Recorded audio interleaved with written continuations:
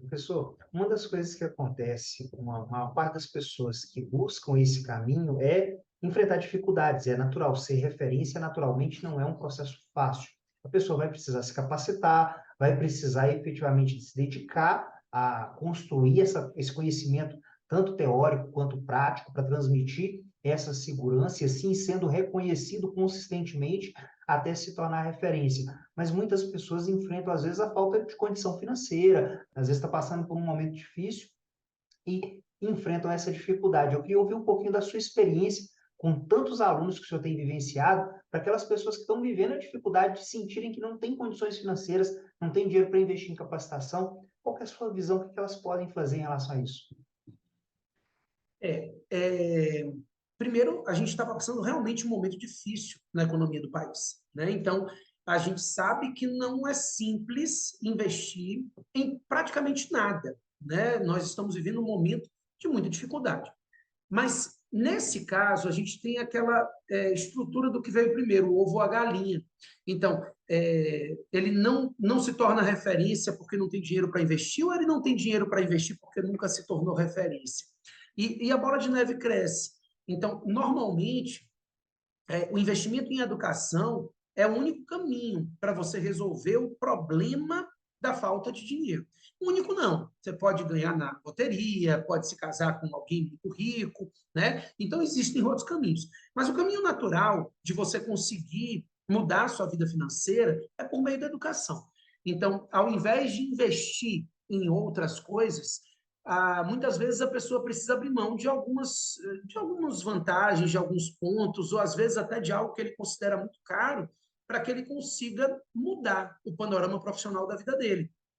Então, a gente tem exemplos como a Clarissa, como o Fábio, que tiveram muita dificuldade, porque não ganhavam suficientemente para assumir um débito mensal de 300, R$ 400, até um débito mensal que não é absurdamente alto, se você considerar a estrutura de cursos de capacitação mais amplos. No entanto, em pouco tempo, a Clarissa, por exemplo, já tinha fechado um outro contrato com a Câmara Municipal, ela era da Prefeitura. Então, normalmente, o investimento com educação, ele gera retorno. E ele gera um retorno imediato quando você está diante de grandes oportunidades. Então, nesse momento, aqueles que são referências têm sido buscados no mercado. O que a gente tem visto é uma demanda espontânea. Claro, as pessoas precisam começar a se portar como referência, montar os seus portfólios, mas até mesmo a demanda espontânea tem surgido. Então, se ele nunca investir para se especializar, é improvável que ele consiga, em algum momento, mudar essa condição financeira dele.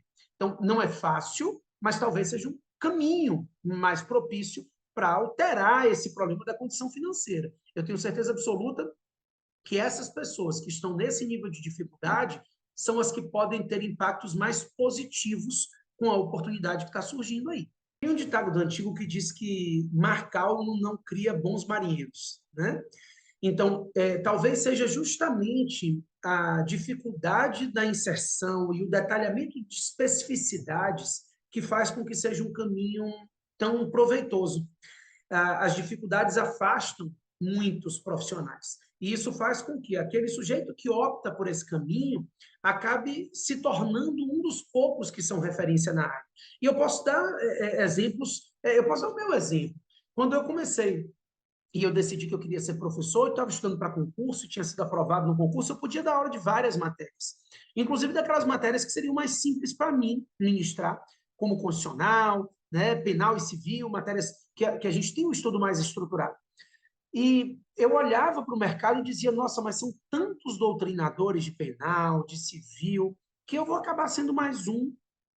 Eu vou buscar uma área em que eu veja que nós temos um mercado menos competitivo, uma área talvez que seja menos simpática para mim no primeiro momento, mas que se eu me dedicar eu vou aprender a gostar, e hoje eu amo o direito administrativo, e que talvez eu consiga ser o pioneiro.